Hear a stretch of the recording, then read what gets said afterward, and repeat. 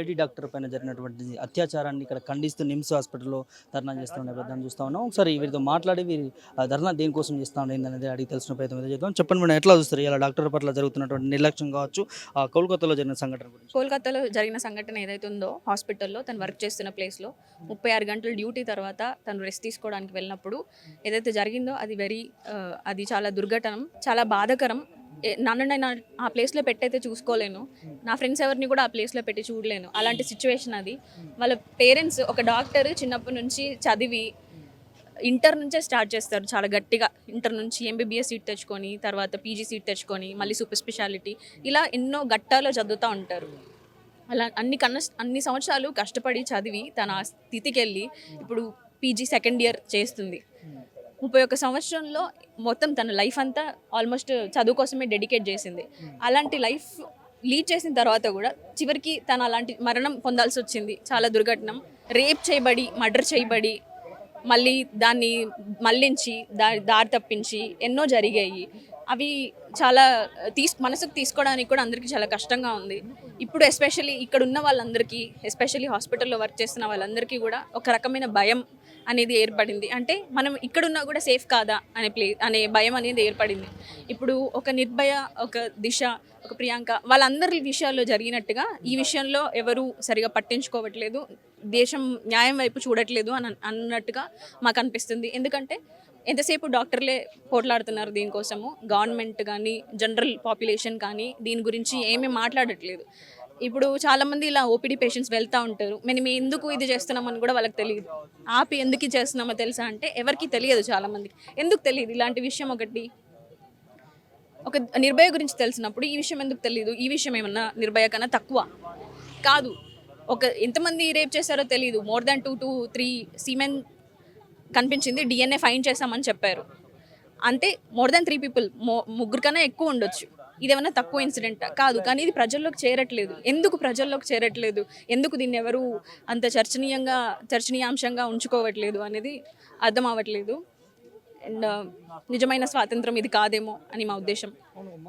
Madam, వాస్తవాన్ని చూస్తే స్వాతంత్రం ఏర్పడిన రోజున సంబరాలు చేసుకుంటా అంటే ఒకవైపు మీరేమో ధర్నాలు చేస్తూ ఉన్నారు. అసలు ఏం చెప్పదలుచుకున్నాం మీ మోటివ్? ఒక మహిళ, ఒక స్త్రీ ఎప్పుడైతే అర్ధరాత్రి వేళ రోడ్ మీద నడవగలుగుతుందో ఆ రోజే నిజమైన స్వాతంత్రం అని మహాత్మా గాంధీ గారు చెప్పారు. మరి ఈరోజు రోడ్ మీద నడవడం కాదు, మా ప్లేస్లో, మా వర్క్ ప్లేస్లో నేను ఇక్కడ నుంచి అక్కడికి నడవాలి, హాస్పిటల్లో నడవాలంటే కూడా భయపడాల్సిన సంఘటన ఇది. అలాంటి సిచ్యువేషన్ ఒకటి వచ్చింది మనకు. ఎలా దీన్ని స్వాతంత్రం అని తీసుకోమంటారు? ఇది స్వాతంత్రంగా అనిపిస్తుందా? నాకైతే ఇది స్వాతంత్రంగా అనిపించట్లేదు. నేను నా హాస్టల్ నుంచి కాలేజ్కి ఫ్రీగా వెళ్ళలేనప్పుడు ఇది స్వాతంత్రం అని నేను ఎలా అనుకుంటాను? సో నాకైతే ఇది నిజమైన స్వాతంత్రం కాదు. సెలబ్రేట్ చేసుకుంటున్నాము కొన్ని విషయాల్లో, అవును, బ్రిటిష్ వాళ్ళ నుంచి మనకు ఆజాదీ వచ్చింది, అది డినై చేయట్లేదు. కానీ మన కంట్రీలో జరిగే ఈ వైలెన్స్ గురించి, ఈ క్రైమ్ గురించి ఎప్పుడైతే ఇది తగ్గుతుందో అప్పుడే నిజమైన స్వాతంత్రం అని నేను భావిస్తాను. దీని వెనుక ఏమి లోపాలు జరుగుండొచ్చు అంటే మీరు ఏం చెప్తారు ఒక యువతగా? ఫస్ట్ ఆఫ్ ఆల్ సరైన ఫెసిలిటీస్ లేకపోవడం. అక్కడ తనకి నిజంగా ఒక మంచి కాల్ రూమ్ ఉండుండి అక్కడ ఇప్పుడు ఇప్పుడు 36 hours తర్వాత కొంచెమైనా ఒక 2 hours అయినా రెస్ట్ తీసుకోవాలనిపిస్తుంది.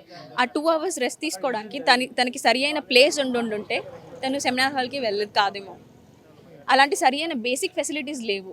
అండ్ ఎవరు వస్తున్నారు, ఎవరు వెళ్తున్నారు, సీసీటీవీలు లేవు. సీసీటీవీస్ ఐడెంటిఫికేషన్ లేదు, అంటే సెక్యూరిటీ ప్రాపర్గా లేదు. ఇలా అన్ని ఇష్యూస్ ఉన్నాయి. ఈ జరిగిన ఇన్సిడెంట్లో అయితే నో ప్రాపర్ సెక్యూరిటీ, అది కావాలి. సంబంధించి డాక్టర్లకే ఫెసిలిటీ, సెక్యూరిటీ లేకపోతే సామాన్య ప్రజల పరిస్థితి? సామాన్య ప్రజల పరిస్థితి కూడా ఇంతేనండి. మేము సామాన్య ప్రజల్లోకే వస్తాము. మా ఫ్రెటర్నిటీని సపరేట్ చేయొద్దు. డాక్టర్స్ స్పెషల్ అలా ఏమీ ఉండదు, బయట అనుకున్నట్టుగా ఏమీ ఉండదు. ఇక్కడ ఎలా ల్యాక్ ఆఫ్ సెక్యూరిటీ ఉందో కూడా బయట కూడా అలాగే ల్యాక్ ఆఫ్ సెక్యూరిటీ ఉంది చాలా చోట్ల. సో ప్రతి చోట ఎస్పెషల్లీ ఉమెన్ వర్క్ చేస్తున్న ప్లేస్లో సెక్యూరిటీ అనేది చాలా ఇంపార్టెంట్. అది మన గవర్నమెంట్స్ ఐడెంటిఫై చేసి సెక్యూరిటీ కోసం సీసీటీవీస్ ఇన్స్టాల్ చేయడము, సరి అయిన సెక్యూరిటీని పెట్టుకోవడము. ఎందుకంటే సెక్యూరిటీ బేసిస్లో చాలామందిని తీసుకుంటారు. ఇప్పుడు అవుట్ సోర్సింగ్ వాళ్ళని చాలామందిని తీసుకుంటారు. ఎవరి క్యారెక్టర్ ఎలాంటిది అనేది మనకు తెలియదు, మనకు జడ్జ్మెంట్ గురించి తెలియదు. సో వాళ్ళని తీసుకునే ముందే వాళ్ళ బ్యాక్గ్రౌండ్ ఏంటి, వాళ్ళ క్యారెక్టర్ ఏంటి అని తెలిసి తీసుకోవడం బెటర్ అని నా ఒపీనియన్. ముందు ఇలాంటి సంఘటనలు జరగకుండా ఎలాంటి చర్యలు తీసుకోవాలి? అదే అండి. అన్ని ప్లేసెస్‌లో ఇప్పుడు ఏవైతే ల్యాక్స్ అని చెప్పానో సెక్యూరిటీ ఇన్‌స్టాల్ చేయాలి. సీసీ కెమెరాస్ ఇన్‌స్టాల్ చేయాలి. సరియైన ఫెసిలిటీస్ కల్పించాలి. పడుకోవడానికి ఒక సెపరేట్ రూమ్. చాలా చోట్ల మేల్ రెసిడెంట్స్‌కి, ఫీమేల్ రెసిడెంట్స్‌కి కూడా సెపరేట్ ప్లేసెస్ లేవు. ఒక రూమ్‌లో ఉండాల్సొస్తది. అలా కాకుండా సెపరేట్ రూమ్స్ ఇవ్వాలి.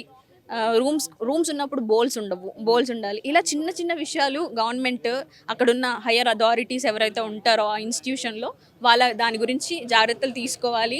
ఎవరైనా కంప్లెయింట్ వెళ్ళినప్పుడు ఇమ్మీడియేట్‌గా వాళ్ళు రియాక్ట్ అవుతే బావుంటది. అడ్మినిస్ట్రేషన్స్ కానీ, గవర్నమెంట్స్ కానీ రియాక్ట్ అవుతే ఇలాంటి ఇన్సిడెంట్స్ మనం ఖచ్చితంగా అవాయిడ్ చేయగలం ఫ్యూచర్‌లో. ఇంక ముందు జరగవు అని చెప్పలేను. కానీ అలా చెప్పాలి అంటే కూడా చాలా బాధాకరంగా ఉంది. ఎందుకు జరగాలి ఇలాంటి ఇన్సిడెంట్స్?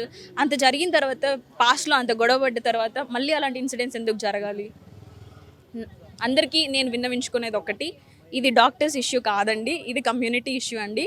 ఇది మనకు సమాజానికి సంబంధించిన ఇష్యూ. ఏంటంటే మీరు నిర్భయ కేసులో ఎలాగైతే చిన్న పిల్లల్ని కూడా ఇన్వాల్వ్ చేసి అందరికీ అవేర్‌నెస్ క్రియేట్ చేసి పోరాడారో, ఈ ఈ విషయంలో కూడా అందరూ అలా అవేర్‌నెస్ క్రియేట్ చేసి దేశంగా మనం ఐకమత్యంతో ఈ విషయంపై పోరాడి తనకి న్యాయం జరిగేలా చూడాలి. తనకి న్యాయం ఖచ్చితంగా జరగాలి. అందరూ ఇది డాక్టర్స్ ఇష్యూ అని చెప్పి పట్టించుకోకుండా ఉండొద్దు. ఇది సమాజానికి సంబంధించిన ఇష్యూ.